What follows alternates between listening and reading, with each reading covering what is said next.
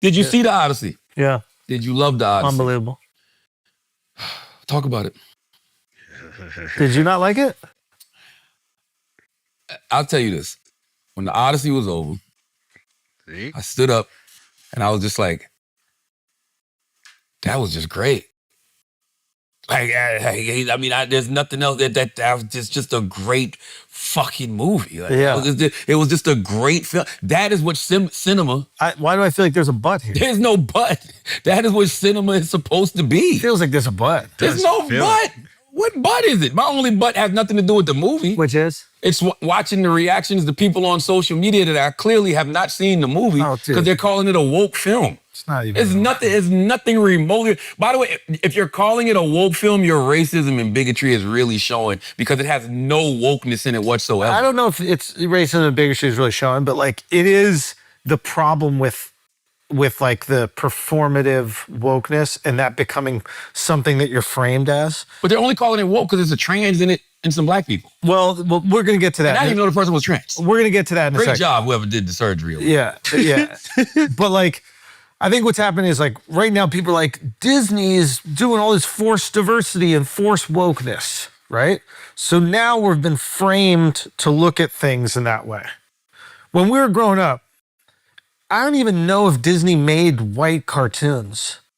All I saw growing up was Aladdin, Mulan, I'm trying to think, the Lion King. So but I never was like, look at them trying to be woke, making a brown cartoon or an Asian cartoon. Like, but Schultz, if there's a movie with a Cyclops in it, a six-headed mountain that eats people, right? Shut the fuck up. No. Wokeness. Well, I'm gonna get. Actually, we're gonna even go back to the wokeness thing in a second. How wrong they are about it, and like how deliberate decisions were made, and which is like, you're actually like, you're showing a disrespect to how thoughtful Nolan is with filmmaking to think he would just throw something in willy-nilly, right? So we'll get to it in a second. But I think what's happened is because there have been like these performative woke shit where we're like, let's just make the girl version of this guy movie. You know what I mean? Like, okay, let's make girl Ghostbusters. Like, there has been this effort, like, which is like kind of low-hanging fruit, to just be like, oh, let's just flip it. We have this IP that works, let's just flip it. I think people's brains have gotten a little warped that they think everything that happens to be that is this performance, is woke performance, when it's not. Nothing about that movie is woke. Okay, so the opening, people it's a trans though. You put a trans in something? We'll get to it. But we'll get to that. That's what it is. So the opening, right? Travis Scott opens it. I did not know that was Travis. And I kept saying, is that fucking Travis Scott? So Travis Scott opens it, right? And he's basically, they call him a bard. He's a bard. He's a bard. Yeah, that's the term, right? So what a lot of people might not know is that the Homer's, the Odyssey and the Iliad were not written down. This is oral tradition. Yeah. So poets at the time would share this oral tradition. They would go into these, alleys, or there'd be a place where they would talk, and there'd be like a bar hall, and they would tell these great stories, and people would sit around and they would listen to these great stories. Okay, so that should have been Andre 3000, not Travis. Well, what is Travis? A rager? He is a modern day poet. Yeah, okay. So, now, are there people who are more known for their storytelling in bars? Sure. This is Chris Nolan. He's a British guy. It's probably his kid's favorite rapper is fucking Travis. So he's like, oh, okay, that's what. And he worked on the soundtrack. So, like, the idea to me is like, in his, I imagine his eyes, is going, poets back in the day would tell these stories. Right. Let's take a modern day poet to start the telling of the story. Right. And if you notice throughout the movie, it's all told through story. Absolutely. So like Matt Damon is remembering his past with Calypso. So he's telling the story and then you see it acted out. Well, even an ill line, I'll find it. Go ahead. Anyway, so that's like the first woke thing that I think doesn't make sense. He's not like, oh, how do I get a black guy in here? He's like, okay, let's have a rapper do it because these are the modern day poets and let's maintain that. Right? Mm-hmm. So that's number two. That's number one. The Lupita Nyong'o being Helen of Troy. That was the other issue? That's what she was? Yeah. I didn't know who the fuck she was. Do you know who Helen of Troy is? Yes, I do. But I didn't need that because they was telling the story. Right. You know what I'm saying? So being that they're telling the story, I didn't even think about it. Like the Trojan War was fought over, who was it? Paris stealing Helen from whatever, John Bertrand. She had a twin too in the movie. Which is like, that is, I have a problem with that. And that's that's not because consistent. Helen of Troy didn't have a twin sister, did she? Yeah, and also how can you be the most beautiful girl in the world if you have an identical twin? Ooh. There's only one most beautiful. I mean, one might keep it hairy. Which would make you more beautiful. Back then, yeah. Because we appreciate women and we appreciate their bodies. You see a hairy one, you got to be like, you got to hit her with the Sophie. But yeah, so you're Helen of Troy, and everybody's like, why are they choosing a black chick? This is Greece or whatever. Okay. None of that shit mattered. Well, I promise you, I didn't think race not one time. Of course, if you go see the movie, but also I did not know that was a trans. I didn't know it until when I saw everybody complaining about wokeness. I'm like, what the fuck was woke? Let's get to the trans. What's her name first? Elliot Page. Elliot Page. Yeah, formerly Ellen Page. And you know who the actress is. She was in Juno. She was in Inception. Oh, shit. Yeah. That's Juno. Yeah, she's fucking an amazing actress. Love Juno. I didn't know that. So she worked with... See, that's why you can't transition, man, because you don't get credit for your past work. I didn't know. Holy shit. That's fucking Juno. Yeah. I would have loved to turn to my wife and be like, yo, maybe she knew. You didn't watch Inception? She's the girl in Inception. I remember Inception. Remember? There's the little girl who builds the worlds. Leo gets her to build the world. Yeah. See? She's an amazing actress. You can't get credit for that either. Actor, whatever. You losing credit for all of this great work now because people don't remember that was you. You don't remember. The rest of us are like, the rest of us remember vividly. You're the only one. The rest of us remember vividly, and we just trying to get the fucking gender right. That's it. She did a great job in the movie. I don't care about none of that shit. She was a great, actor in the movie. She was just good. I thought she was cool. He was just good. I didn't even realize that was a trans until after the fact. I don't think it's a trans in the movie. That's my point. Yeah. They're just mad that a transgender is in this role, playing the role of a man. That's what people are mad about. That's what I saw. No, they're not mad. They're just mad that there's a trans in anything. Like they don't. Except performers. They don't get mad. They don't get mad when they're That's the only one that I'm upset about. No, they're mad that there's a trans in anything. And it's like, I think that people would be more mad if they made the scene about being a trans person. That would be ridiculous in that era. That would be performative, right? Like that would be weird. But they don't. And I just think that like, whatever, that character, he plays the character. Do you know the character he's playing? What are you looking up? I'm trying to find this ill line, man. Well, look, I'll tell you the line. Just tell me. It was something about singing. It was towards the end.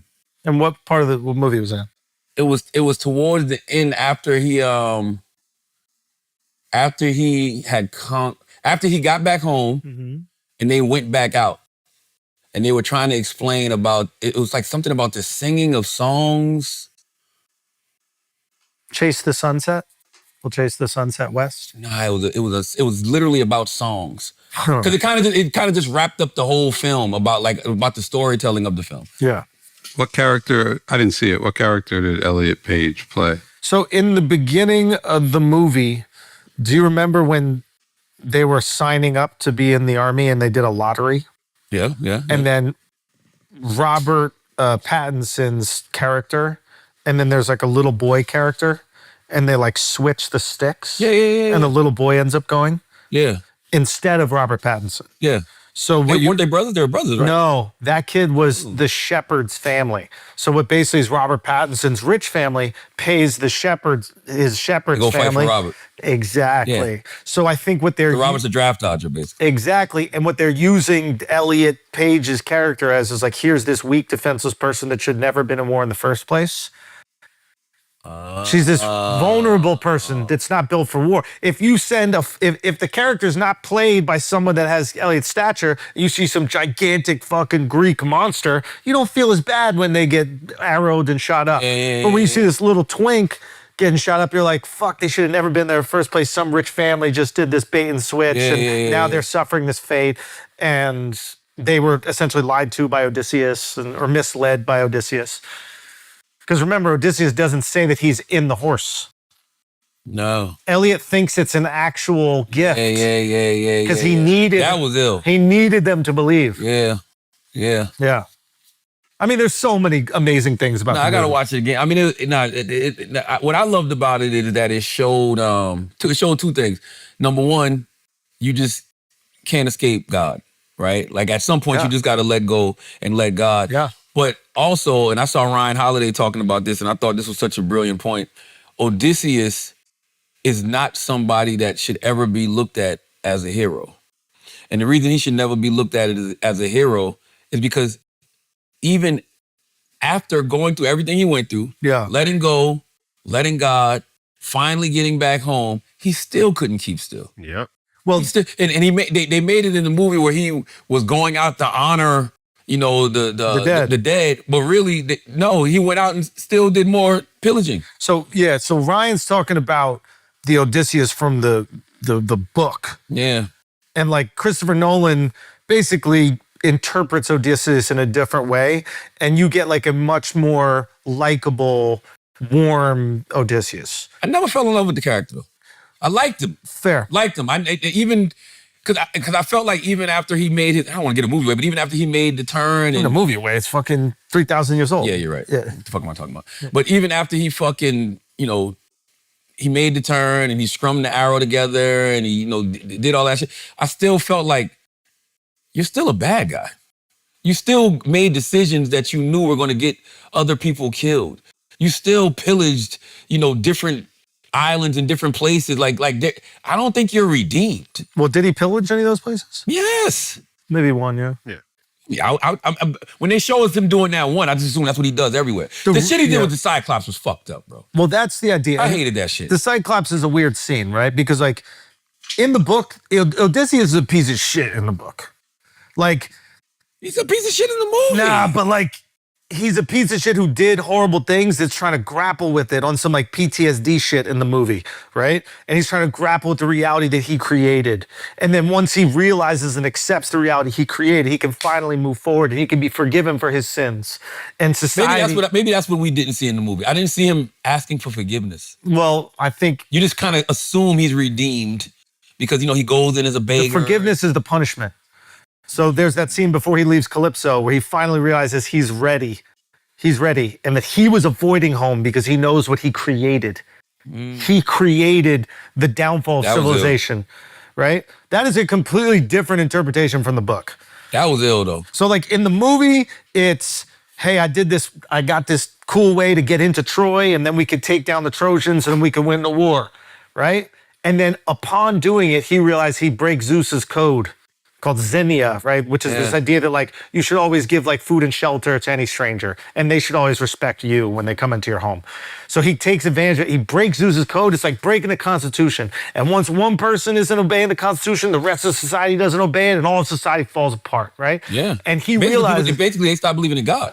Well, exactly. Yeah, because if you don't fear God, like God is what's holding it all together. Whatever you want to call the code of Zeus or whatever. So what happens is he internally understands that he's broken that code. And then every place he goes, the code is broken. He goes to the Cyclops, and instead of the Cyclops offering him sheep and milk, they attack him and he kills the homies, right? He doesn't welcome you in. That's just what you're supposed to do. He goes to the Circe chick. But think about the Cyclops thing, though. Mm-hmm. They were violating. They weren't supposed to be there. They go into this. You're always supposed to welcome a stranger. That's Zeus's code. If a stranger walks into your home, you must welcome them and you must treat them as if they are a god because they might be one. So he thought that the Cyclops was violating code? No, the Cyclops violated Zeus's code by not welcoming them in. Because they broke in. They weren't supposed to be in there. You broke in, you start eating my cheese. You know what I mean? Like you didn't, you need food. I'm Cyclops. I walk into my place and y'all are just in here. Yeah. You know what I'm saying? I mean, look, so basically the difference between the book is that Odysseus was not remorseful in the book. Odysseus was like, I'm a genius. And he was so proud of himself in like the epic poem, whatever. Yeah. He's so proud of himself of what he did. He had this hubris that made him think that he could defy the gods. And what he does is, in the book, it's a little different. There's a moment with the Cyclops where the Cyclops asks him, who did this to me? And he says, nobody. Like his name is Nobody. And then when the other Cyclops come, they go, who did this to you? And that Cyclops said, nobody did this to me.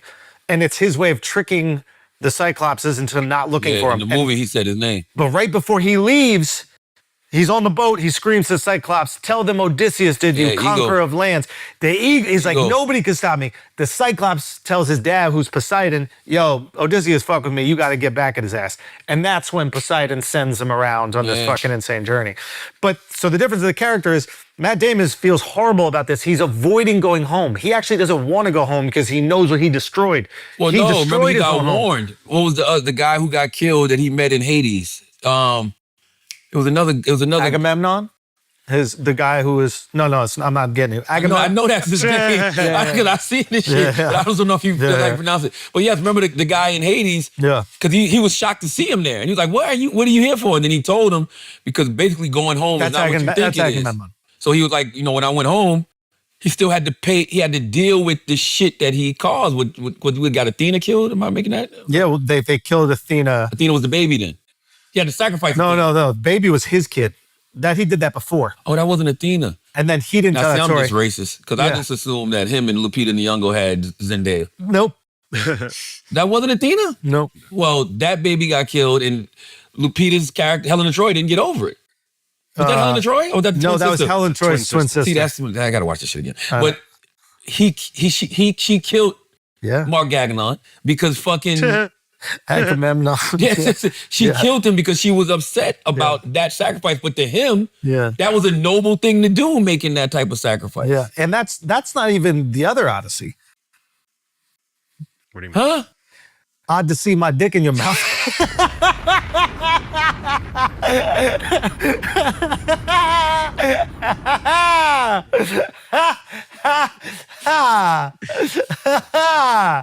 Okay?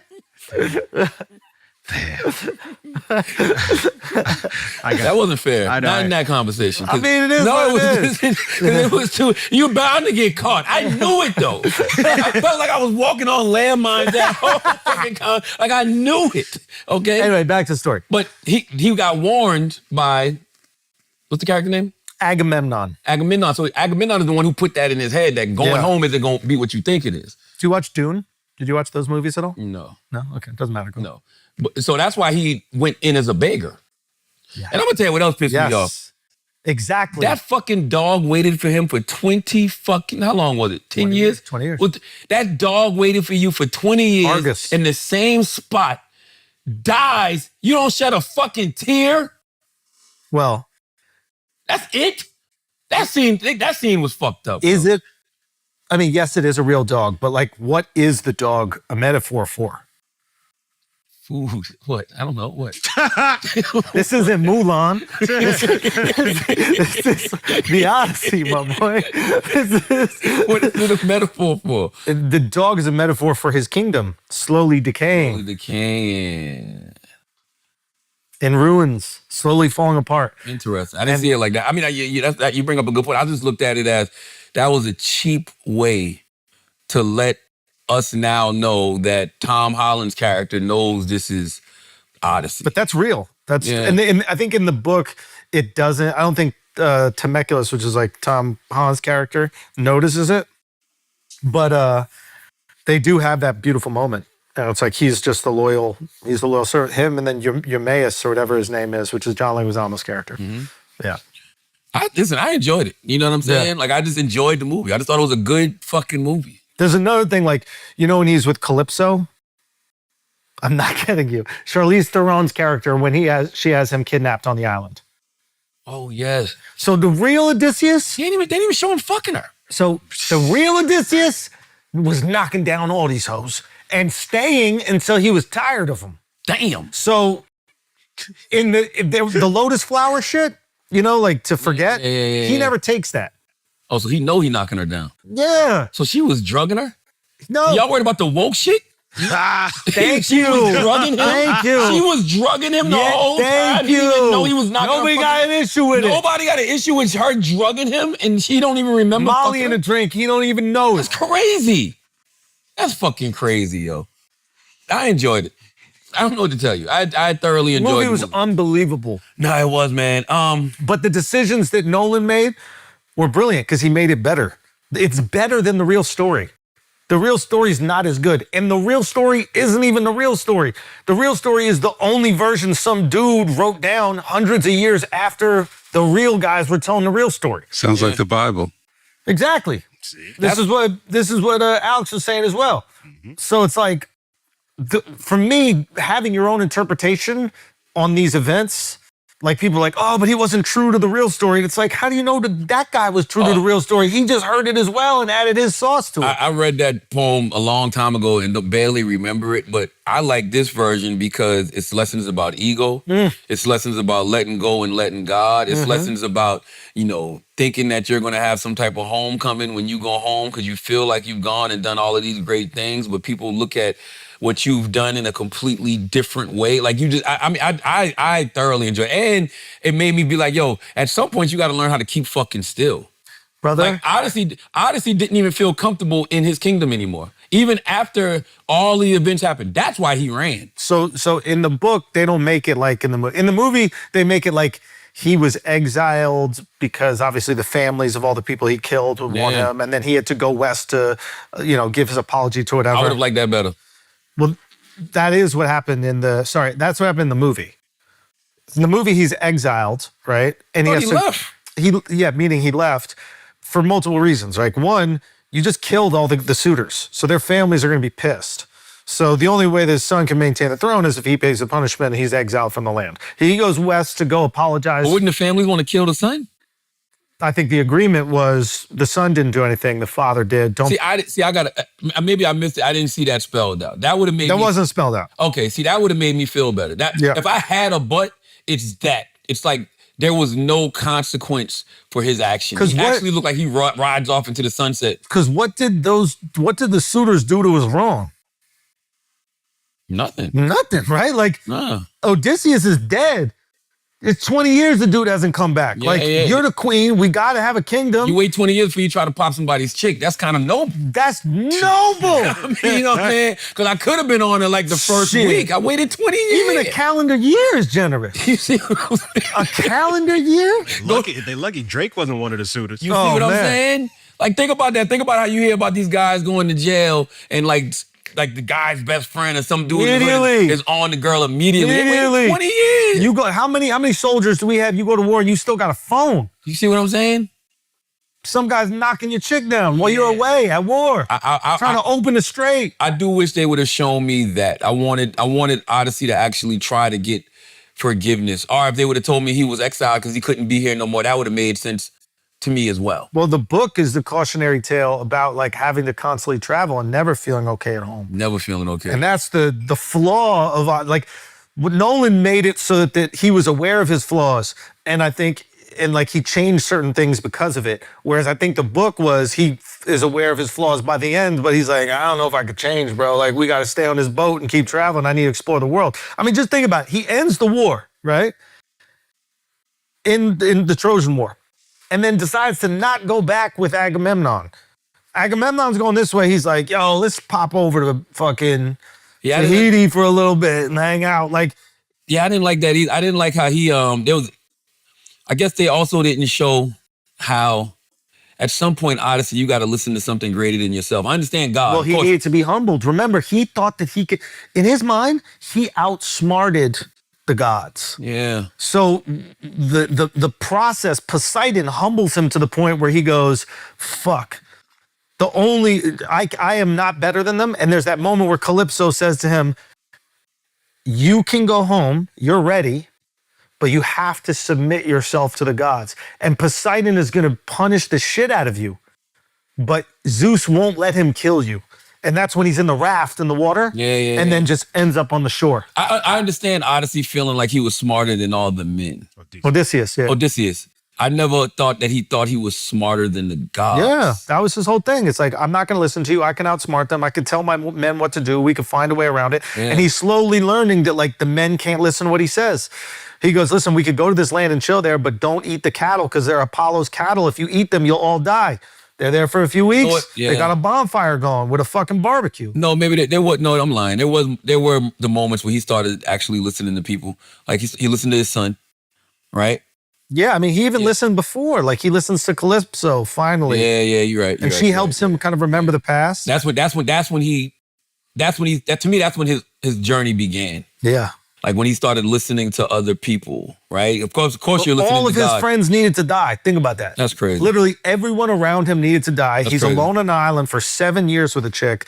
And then he goes, okay, I think I want to go home. And I loved him coming back to his home as a beggar. So smart. Because he can see from that perspective. You know what I mean? And he can see how people actually will treat you. That's right. Nobody's actually following Zeus's law. Like nobody's actually treating the beggar. Society has fucking. Oh man, no, it was brilliant. And society is decomposed because of his actions. Yeah. He's the reason. He's hearing about the sea people, right? And these people who are just like lawlessness and just ravishing civilization and deconstructing all of it. And what he soon realizes that he was the sea people. He started that. And his actions started that. So he goes and he has to reap what he sows.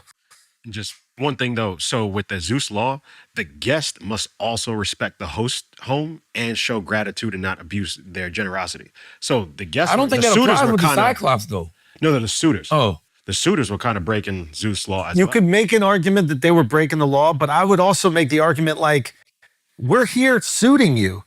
Like, if you just marry one of us, we all go home. You got to marry somebody. Your husband's dead, and we had a kingdom to run. What if you're suiting without consent? Well, that's what a lot of them were trying to do. That's not suiting. A lot of them were trying to suit without consent. Well, that's not suiting. It wasn't until she was open to it that they could really let their nuts hang. You know what I mean? All before that, they was trying to force her to kind of, to get married. To get married, yeah. Yeah, not even forced because they respected it.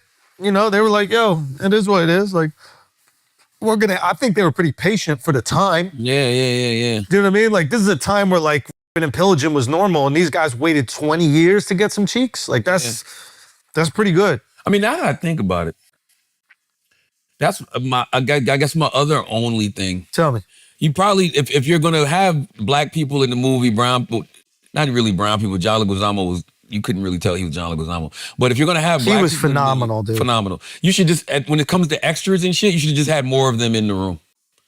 Like when they were having the dinners and all of that. Like because there was only one brother the whole time. Like that didn't make no sense. Like if you're going to do it, you should have just had some extras. Like just, that's the only, I think the argument that is like, it was more rare.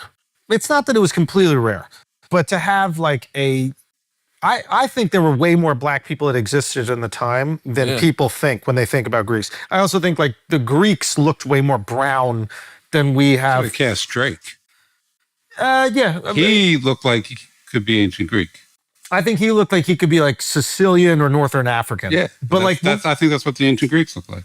Maybe. I think the Greeks are like, I think lighter, to be honest with you. Because if you're in like Northern Greece or you're in Ithaca, it's not exactly.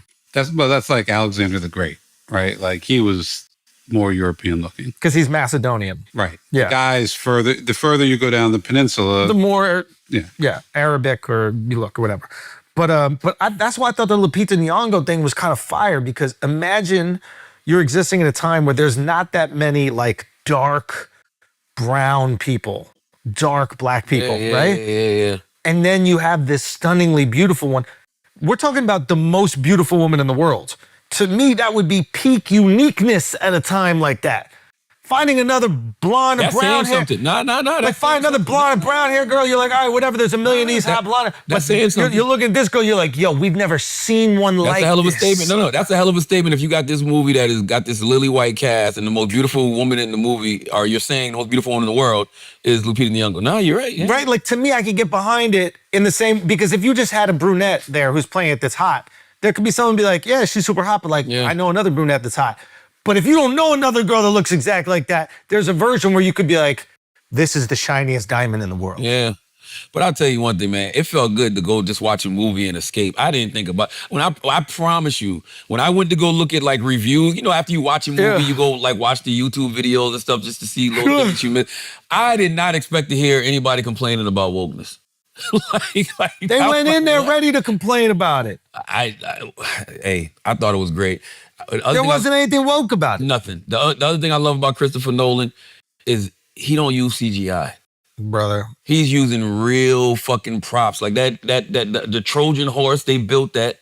And you know the scene when those fucking big ass night shit come out of the woods? I'm gonna fuck you up in a second. Go. Those are real people. Yeah, I know. Those are they said they went and casted 7 feet tall people. Yeah. And they went and the woman who was that wasn't even Matt Damon, that was a woman. Yeah, so they had like super small women and then these 7 foot dudes and they used some camera tricks. Oh my God. You wanna know the crazy scene? What? You know that the Cyclops was a puppet, right? No. That's not even CGI. A puppet? Like literally like a puppet with strings and they were Get the moving. fuck out of here. So, and then that's not even the craziest part. You know when they turn them into pigs? Yes. That's practical. I don't know what the fuck practical. Practical means real, not CGI. Huh? I know it sounds crazy. You got him tiptoeing right now. I know it sounds crazy. So what they did is they used some camera tricks or whatever, but they created these like these clay versions of things where they could be manipulated and like mushed, etc., by the actress. But none of that is CGI. Fire. Yo, you want to know? Fire. Even crazier, the whirlpool. Nah. Just hear me out. The whirlpool. Nah. Jet skis in a circle, a bunch of them. Nah. Yep. And then eventually, I'm sure they used some CGI to make the middle of it look crazy. Wow. But they actually made the water turn by just driving jet skis in a circle. Wow. Listen, man, that shit, it adds a great touch. You know what I'm saying? We don't even realize what we're not seeing because we don't see it anymore. You know what I'm saying? We're so used to seeing the CGI and shit like that, like we've become accustomed to it. But when you see when it's not CGI, it just looks so much realer. It adds so much more texture to it, man. Also, like, CGI is not impressive anymore. There was a time when we were kids. Or green screen. Or green screen. Because when we were kids, right, like we would see something that was created with CGI and it would blow our mind. A transformer mashing into a building, the building completely falling down. Like your brain couldn't conceptualize how it could even happen. Now I could type in my phone, transformer hits building, fall down, and I could have a perfect Marvel movie version of that by AI. Well, that's CGI is going to be the least of our problems in about 2 years. I mean, there already is, but most movies are going to be full AI. I mean, there's some good AI shit out there. I like AI when it comes to the animation. I've seen some really good AI animation. I don't want to see no AI trying to make me believe that it's actual humans, but the animation actually looks dope. New Street Fighter movie, no AI in the animation parts. Really? That's good. I think that's dope. I honestly, after seeing fucking Odyssey and then seeing the Doomsday trailer, I was just like, you're like, so what? Because CGI used to be hard, right? We would look at it like this is an impossible task. Now it's cheap. Now it's cheap. Yeah, man. And then like I watch so much Marvel stuff that I even watch the makings of it. When you realize like that shit is ass when you watch them. Don't share the makings of Marvel no more. Don't. You just see a big green screen and someone holding a fake hammer. The costumes aren't even real. Trash. Like they got the fucking shit all over them. Bro. It's like, the worst thing they did is drop that trailer the same weekend. They thought that they were gonna like take some of the wind out of the sails or whatever, and I think it actually hurt them. They should have just focused on Spider-Man. That's it. Spider-Man comes out on the 31st. Listen, you got Tom Holland in Odyssey. You got fucking Zendaya in Odyssey. You got the guy that plays Punisher. What's his name? Jon Bernthal. He's in Odyssey. All of these people are in Spider-Man. Now is not the time to give us Doom. Nope. You should have gave us another Spider-Man trailer highlighting all of them. Because after what I saw in Odyssey, I couldn't wait to go see Spider-Man. I was like, yo, we get to go see them again in a couple of weeks. That's literally where my mind was at. Yeah. Should have gave me more Spider-Man. The Doomsday shit. And the graphics aren't impressive anymore, bro. Like, you're going to have to do things outside the graphics. Like... the story has to be good. The fight choreography has to be clever. But just going, hey, here's an explosion, we could do it on our phones now. Yeah, I saw the Doomsday trailer and I realized something. I'm like, I have no emotional attachment to Doomsday. No, come on. Keep talking. How, Alex? Keep talking. That shit is exciting, man. But Alex, think about all the other Avengers movies and how we got to them. By the time you saw Infinity War and Endgame trailer, you had been invested for the last decade plus. True. It's been, what, 7, 8 years since Endgame? they lost their step a little bit, but right now this is going to be a continuation of Endgame. So it's going to I think feel that's like the whack. next. To me, that feels like some retconning that doesn't need to be. You put such a great button on Endgame. Give me something totally new. The fact that you got to go back in the Endgame and add 7 more minutes. Jordan you about to fuck with some shit the up. Wizards. Man, It feels weird, Alex. feeling It like does, Jordan man. with the It Wizards. feels weird. I don't have, like, I'm looking at, I'm like, yo, there's no build up to this. We can't just get What's the Doom. storyline? That's my point. Doom is the most powerful Marvel villain. What's the storyline? So you have Robert Downey Jr. playing Doom. You know that shit is going to be crazy. No, it's no it's guarantee. gonna be crazy. No, there's But no what's guarantee. the storyline? They're not going to tell you the storyline. That's the problem. Well, you better. That's the problem. Going into Infinity War, we knew what it was. And by the way, that was the first time we saw Thanos in action was Infinity War. All before it was just little things at the end of the movie. Well, we had no idea what the storyline for the movie was. We just knew that Thanos was the enemy, but that's it. Listen, I'm going to see Doomsday. They got my money, but all I'm simply saying is I have no emotional attachment to it whatsoever. Watch when it like comes none. out. Like there's been no build up. I don't even know how we got here. When does it come out? I don't even fucking remember. December 19th. All right, look, they got time to build the story. No, they don't. Nah. They got one movie. Spider-Man's coming out. No, meaning they have time in the marketing to build the story. Like you could get it going. The point that I'm trying to make is in order to invoke that reaction that you and I both want, which is like to feel emotionally connected to this storyline, they're going to have to do more in the marketing than simply being like Robert Downey Jr. is playing Doom. Word up. Because also now we've had some movies that are fire. Dune is going to come out. We're more connected right now. If you've watched any of the Dune movies, you're way more connected to this third Dune movie than you are this Avengers movie that they had to, this is no shade, but they had to put together because the other Marvel stuff wasn't working. That's a fact. Like we know, That's true. I don't think that Doomsday was in the plans. I think the plans were, here's the next generation of Marvel characters. That didn't work out. And then they were like, uh-oh, we spent a lot of money on this Marvel property. We got to make that money back. Yeah. Like all movies like Odyssey continue to show us is that we, the consumer, want new IP.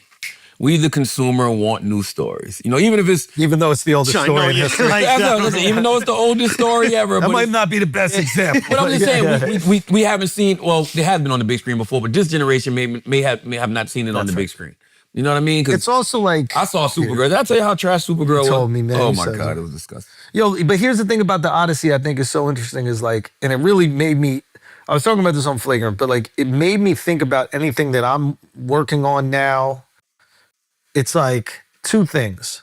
One, what is the simplest version of your story? Like, and the simplest version of your story is probably what's going to make it last, you know, the test of time, which is like 3,000 years or whenever this is fucking written. It's guy is trying to get back to his wife before other guys fuck her. That's relatable. Guy's trying to get back to his wife before other guys fuck her and kill your son. That's the oldest. Was he trying to get back to?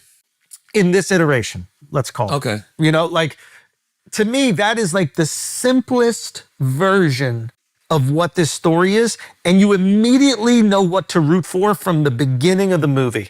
It's very clear. Now, guy trying to get back to his wife before other guys fuck her and kill his son. Our son loving his dad so much and believing his dad was still alive and wanting to go get daddy before other guys fuck mommy. That's also true. Yes, yes, and that's his, and that's the son's journey, right? Yeah, like yeah, the son and the wife got a different journey, but like add the fact that they're trying to fuck your wife and kill your son, and you had to go fight in a war you didn't even want to fight in.